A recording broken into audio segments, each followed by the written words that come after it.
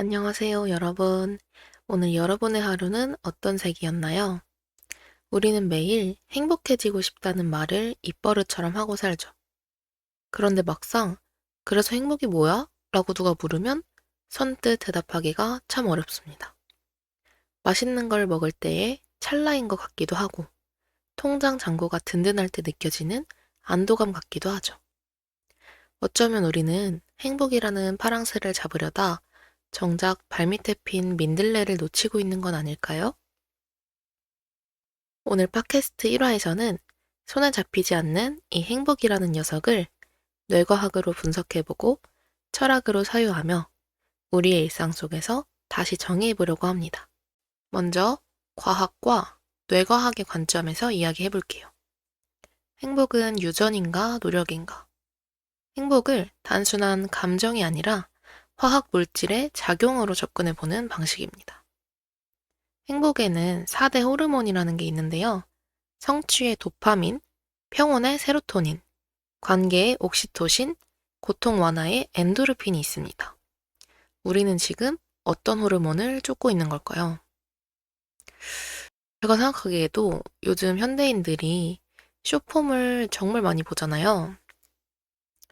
저도 일상에서 되게 많이 봐요. 뭔가 할 일이 없을 때 자연스럽게 그냥 유튜브를 켜서 쇼츠를 막 넘기고 있고 그냥 심심할 때도 인스타 켜서 릴스 막 넘기다 보면은 진짜 시간이 1시간씩 훅 가고 그러잖아요. 특히 자기 전에 그럴 시간을 되게 많이 그러는 것 같은데 그러다 보면은 좀 무섭긴 해요. 확실히 이게 도파민 중독이라는 말이 괜히 나온 게 아니구나. 그 넘기다 보면 또 알고리즘이 저희가 보는 거에 맞게 또 형성이 돼서 재미도 있어요. 또 그냥 사실상 그게 기억에 남는 그런 건 아니잖아요. 오늘 어떤 내용의 쇼츠를 봤어? 하면은 진짜 기억에 남는 게 한두 개 있을까 말까 하는 정도인데 우리는 그런 것들을 습관적으로 이제 넘기고 있죠. 그런 거 생각하면은 이 도파민에서 주는 행복은 조금 줄여야 되지 않나 그런 고민을 저도 하고 있습니다. 요즘 현대인들의 진짜 문제점 다 가지고 있는 고민거리인 것 같아요.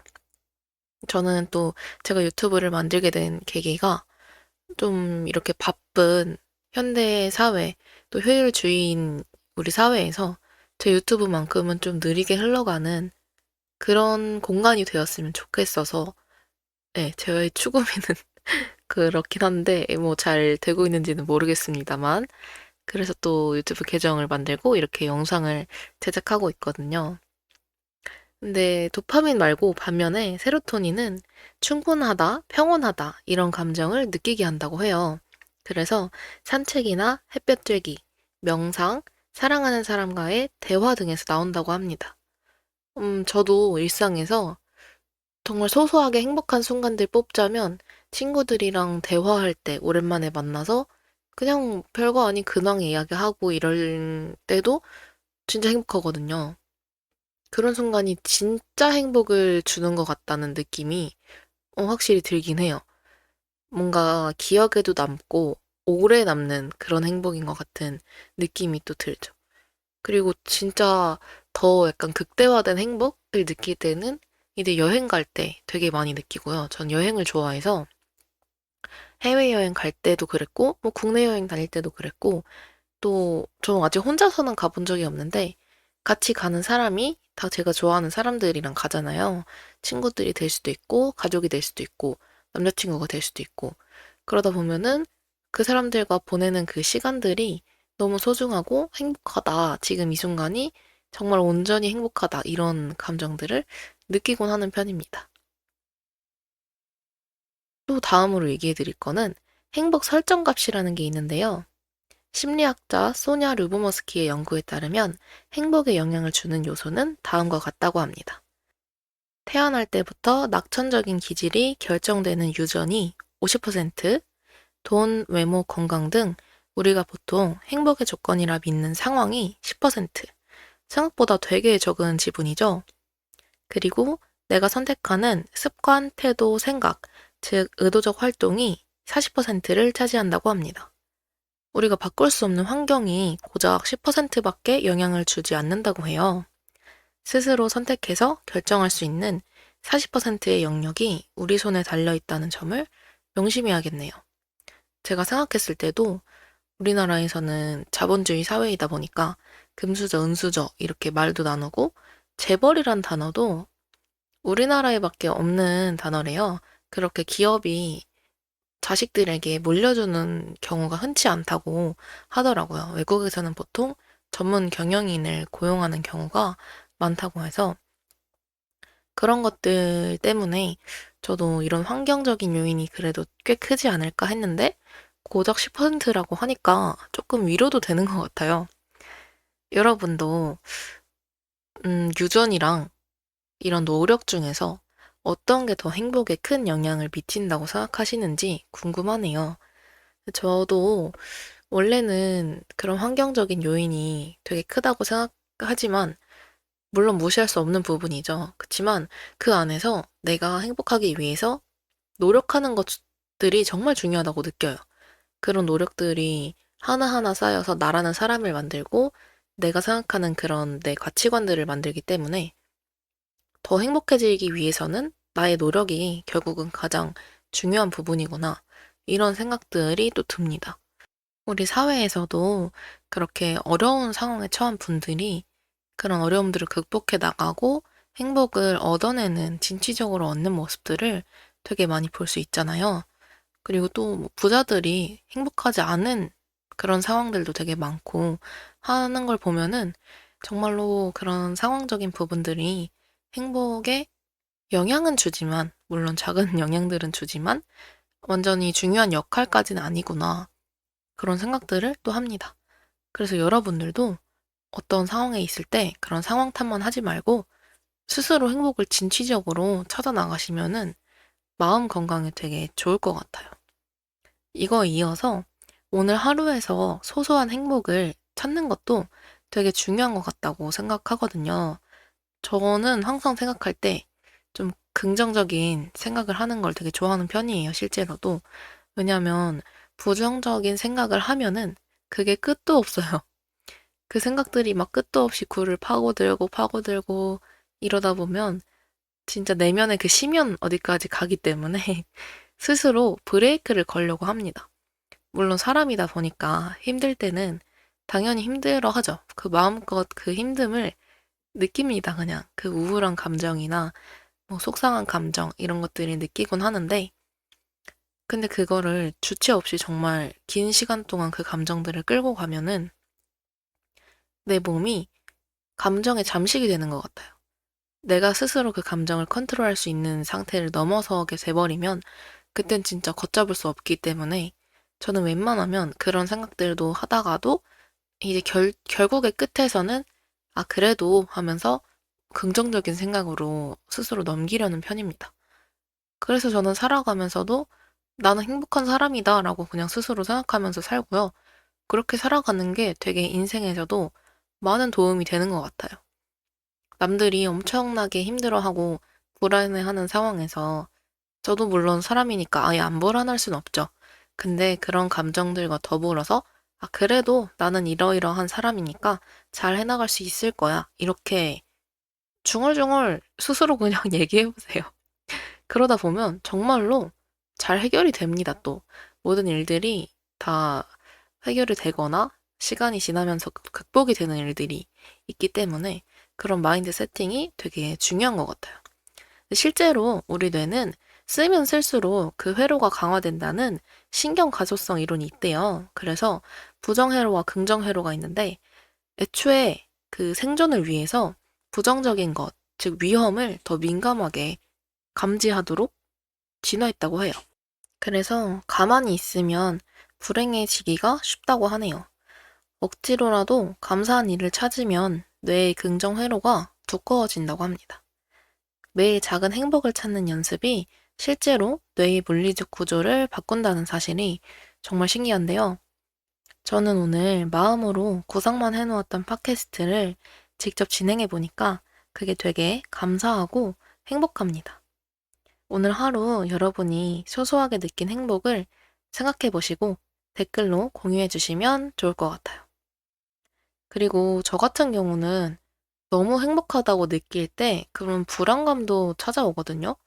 여러분들도 그런 경험이 있으실지 모르겠는데, 아까 말씀드렸던 되게 극대화된 행복을 느낄 때가 있잖아요. 여행을 갔을 때.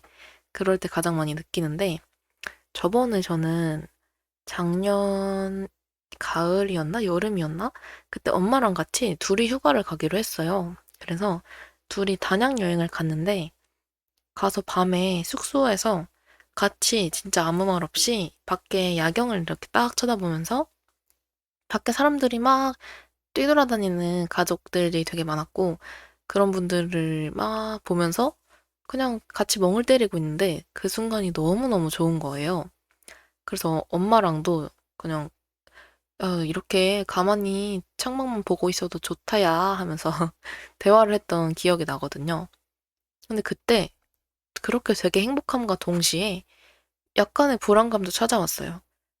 아, 지금 이렇게 너무 행복한데 이 행복이 얼마나 지속될 수 있는 거지? 이런 생각들이 되게 쓸데없이 갑자기 찾아오고 마음이 좀 불안해지는 거예요. 뭔가 이런 행복들을 내가 누려도 되나 싶기도 하고 금방 날아갈 것만 같고 그래서 되게 그런 감정들이 막 휩싸이기도 했는데 이게 생각보다 행복한 순간에 찾아오는 불안감이 많은 사람들이 겪는 아주 보편적인 심리 현상이라고 하더라고요. 우리 뇌는 행복을 즐기는 것보다 위험을 감지하는 것에 더 우선순위를 두도록 진화했다고 해요. 뇌의 입장에서는 너무 행복해서 방심하고 있을 때가 가장 취약한 상태라서 그런 거래요. 그래서 기분이 최고조에 달했을 때 뇌가 야, 너무 좋아하기만 하면 안 돼.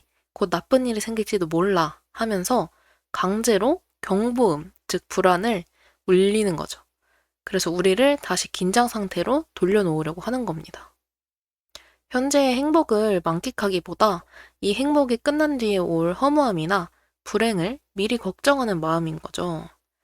지금 너무 좋으니까 나중에 얼마나 안 좋은 일이 생기려고 이러지? 이런 생각인 거죠. 실망할 때 충격을 줄이기 위해 미리 안 좋은 시나리오를 머릿속으로 써보는 것입니다. 행복에 100% 젖어들지 않음으로써 나중에 닥칠지도 모를 불행으로부터 자신을 보호하려는 무의식적인 전략인 거죠.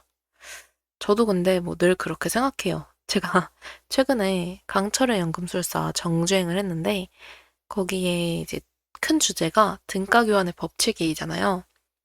무언가를 얻기 위해서는 그에 상응하는 대가를 치러야 한다.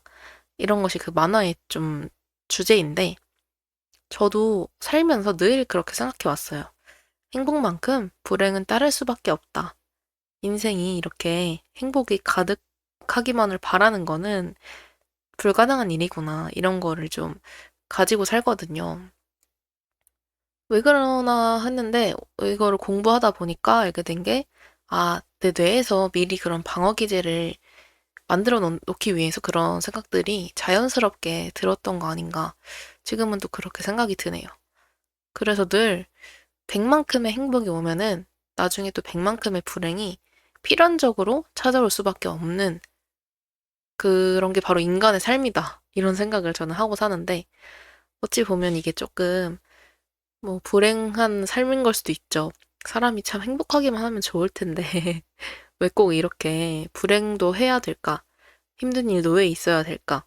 그런 생각이 들기도 하는데 그것도 또 이따 이야기할 주제와 연관이 돼 있습니다. 우리의 삶은 행복하게만 해서는 존재할 수가 없어요. 자, 일단 다시 원래 얘기로 돌아와서 또 어떤 사람들은 내가 이렇게 행복해도 되나? 사실 나는 부족한 사람인데 운이 좋아서 이런 행복을 느끼는 건 아닐까? 라는 의구심을 가진다고 해요. 행복할 때 불안이 찾아오는 건 여러분이 지금 그만큼 소중한 것을 손에 쥐고 있다는 증거 아닐까요? 잃을 게 없는 사람은 불안해하지 않거든요. 불안이 노크할 때, 아, 내가 지금 정말 소중하고 행복한 시간을 보내고 있구나, 라고 반대로 생각해 보면은 좋을 것 같아요. 불안은 행복의 불청객이 아니라 행복이 여기 있다는 걸 알려주는 그런 시끄러운 알람이라고 생각하시면 마음이 조금 편해지시지 않을까 싶습니다. 여러분들이 마음껏 행복을 만끽하고 누리셨으면 좋겠습니다. 자, 그럼 다음으로는 관계와 사회의 관점에서의 행복도 한번 이야기해 볼게요. 사회학적으로 행복은 절대적 소득보다 상대적 위치에 좌우됩니다. 내가 500만 원을 벌어도 주변 친구들이 다 1000만 원을 번다면 불행하다고 느끼는 시기죠. 저는 그 여행 유튜브를 원래 잘 안 보거든요.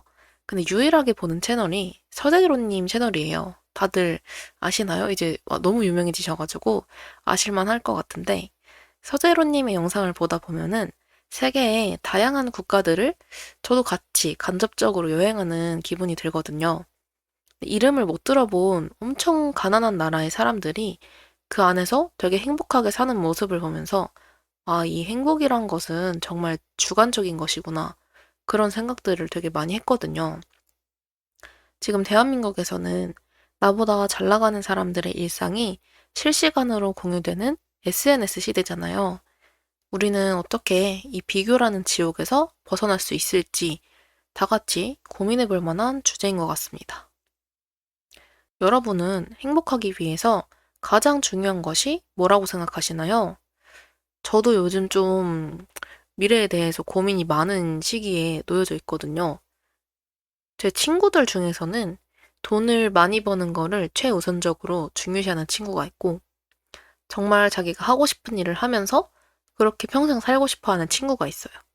저도 원래는 약간 부모님의 영향이 또 있었는지 모르겠지만, 안정적인 직장에 다니면서 돈을 많이 벌고 싶은 생각이 있었거든요. 근데 제가 유튜브를 시작하게 된 계기도 뭐 이런 느리게 흘러가는 유튜브를 함으로써 조금 선한 영향력을 끼치고 싶다. 이런 보기 좋은 말도 있지만 정말 제가 하고 싶은 일이 뭔지를 고민하다가 시작하게 되었거든요. 요즘은 정말 인생이 생각해 보면은 그렇게 길지 않은 것도 같아요. 시간이 이렇게 완전히 훅훅 지나가는 거 보면은 정말 금방금방 이 내 삶이 흘러가는데 그 안에서 내가 하고 싶은 일을 하면서 사는 게 정말 행복한 거 아닌가 그런 생각들을 좀 많이 하게 됐거든요. 물론 제 친구들에서 그런 친구들 모두 다 이해를 해요. 돈을 많이 벌려는 친구도 이해되고 하고 싶은 일을 하면서 돈을 조금 적게 벌더라도 그렇게 사는 친구도 이해되고 각자의 그거는 삶의 가치관이 다른 거니까 본인이 선택하면 될 일이라고 생각을 하고요. 저는 요즘 그냥 이렇게 일단 하고 싶은 일을 도전해보고 나중에 후회하지 않는 게 정말 중요할 것 같다는 생각이 듭니다. 그런 글도 봤어요. 15년 뒤에 내가 지금 15년 전에 나를 봤을 때, 아, 그때 뭐라도 해볼 걸, 그거 해볼 걸, 이렇게 생각하는 것보다, 아, 내가 그때 그런 짓도 했었네? 라고 생각하는 게 훨씬 낫다. 그런 말도 봤거든요. 그거를 보고, 아, 진짜 맞는 것 같다. 나중에 가서, 아, 그때부터 이거 좀 할 걸, 이렇게 후회하기보다는 차라리 뭐 이게 성공하든 실패하든 제가 지금 되게 재밌어서 하는 거니까 일단 시도해보고 도전해보는 게 더 좋지 않은가 그런 생각이 듭니다. 물론 돈이라는 것도 사실 최소한의 필요한 물자잖아요. 근데 저는 그것보다도 그냥 소중한 사람들이랑 소소하게 일상을 누리면서 사는 것. 그 정도면 진짜 더할 나위 없이 행복한 삶이다. 이런 생각이 들어요.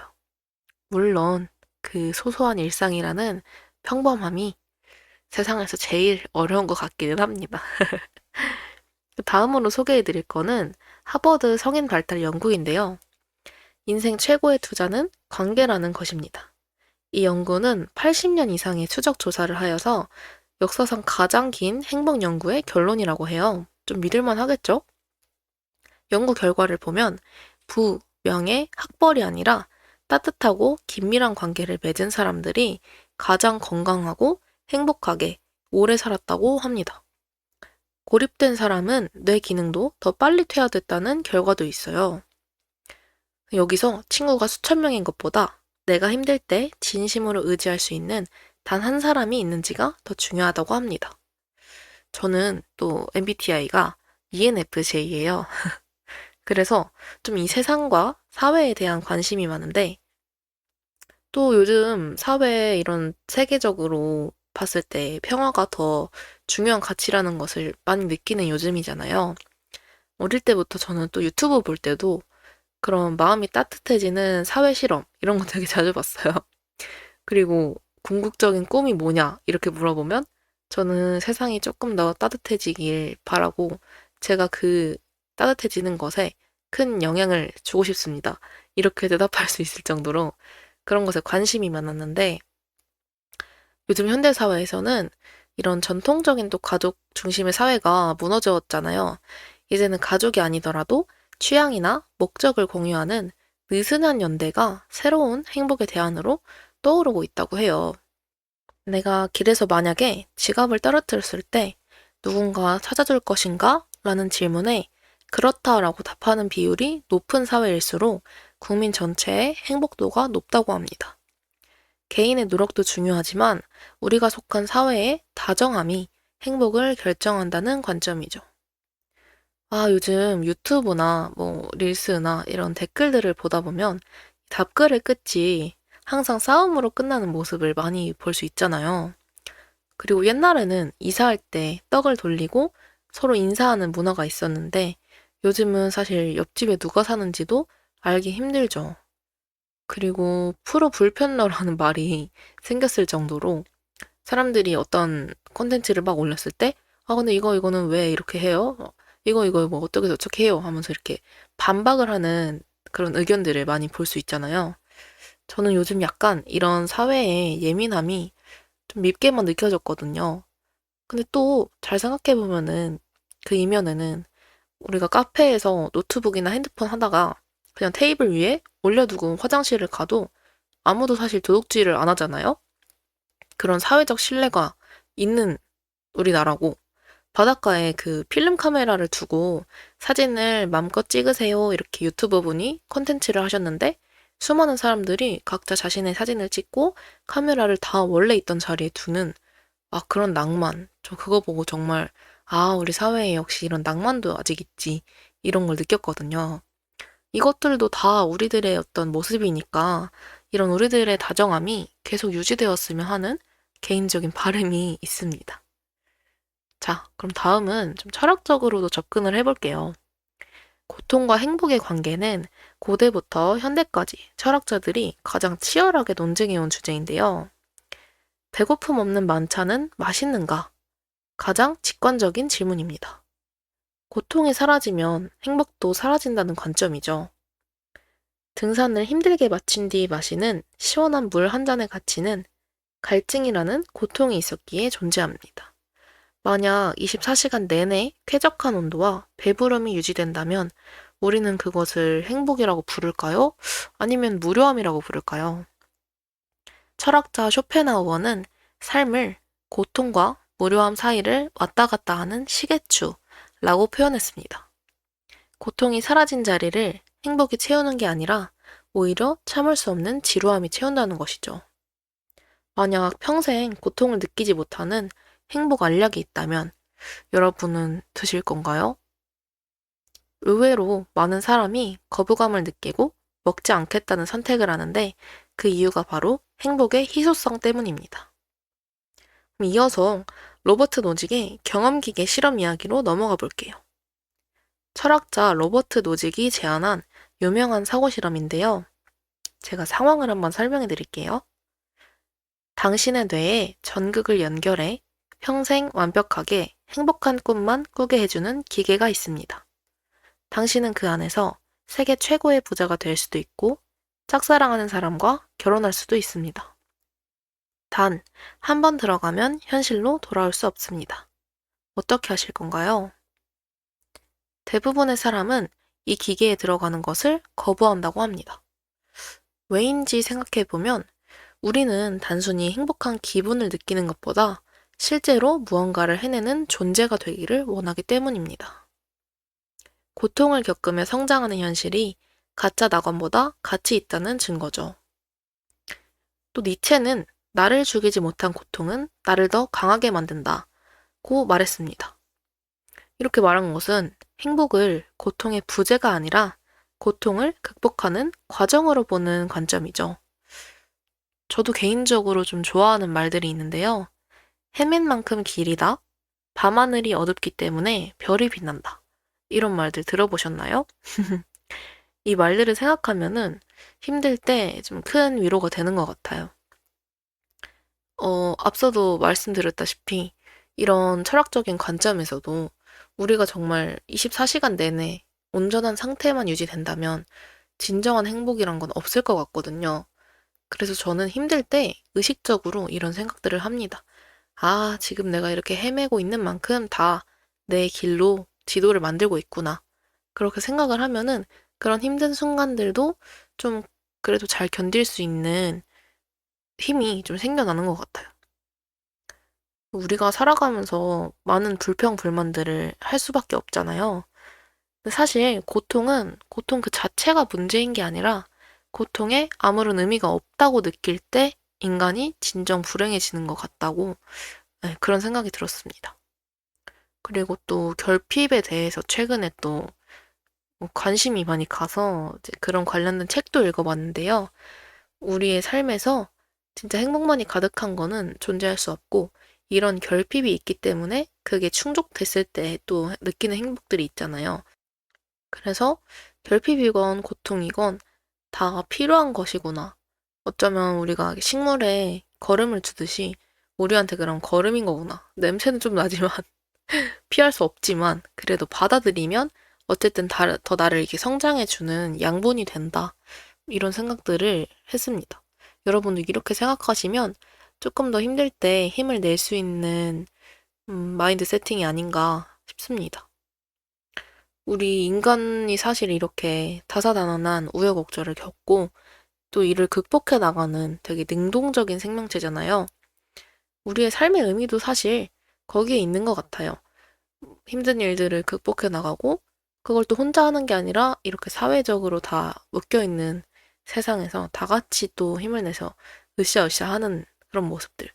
저는 기억에 남는 게 그 태안 기름 유출 사건 때 저는 또 되게 어릴 때였는데 진짜 자원봉사자들이 엄청 많이 모여서 다 같이 손수 그 기름을 걷어낸다? 아, 사실 이거 지금 생각해도 말이 안 되는 일인 것 같거든요. 바닷가에 그 펼쳐져 있는 기름들을 어떻게 사람들이 그 손으로 한 땀 한 땀 다 없앨 수 있습니까? 그게 생각해도 말이 안 되는 일인데 그걸 해낸 민족이 또 우리나라예요. 우리나라 사람들이 정말 그렇게 하나로 모일 때 그 결집성이 되게 좋은 것 같다고 생각하거든요. 그리고 그런 모습들은 되게 사랑스럽고 그런 생각이 듭니다. 뭐 요즘 이렇게 예민한 사회에 있지만 다들 조금씩만 그 예민함을 내려놓고 이런 다정함을 더 생각한다면 훨씬 더 진짜 따뜻한 사회가 되지 않을까 싶어요. 네. 그리고 이렇게 오늘 팟캐스트를 준비하면서 조사를 해보다 보니까 진짜 행복은 목적지가 아니라 여행하는 과정 그 자체라는 말이 진짜 와닿는 것 같습니다. 확실히 우리가 삶에서 이 행복을 쫓아가는 것이 아니라 그냥 이 삶의 과정에서 행복이 때때로 녹아들어 있는 것. 그게 진짜 인간의 삶 그 자체 아닌가 싶다는 생각이 또 들었어요. 네. 제가 오늘 말씀드린 것들이 다 정답은 아니지만 오늘 여러분들의 삶을 되돌아봤을 때 조금이라도 좀 마음의 위로가 되었거나 아니면 좋은 양분이 되었기를 바랍니다. 이렇게 오늘은 행복에 대해서 이야기해 보았는데요. 여러분의 인생에서 가장 힘들었던 순간이 지금의 여러분을 만드는데 어떤 역할을 했나요? 우리는 흔히 고통이 없는 상태를 행복이라고 믿지만 어쩌면 행복은 파도 하나 없는 잔잔한 호수가 아니라 거친 파도를 넘어서는 항해사의 마음속에 있는지도 모르겠습니다. 오늘 여러분의 하루가 조금 고단했다면 그것은 여러분이 지금 아주 의미 있는 항해를 하고 있다는 증거일 거예요. 이 팟캐스트를 들으시면서 나의 행복은 어떤 것인지 함께 고민해보는 시간이 되었기를 바랍니다.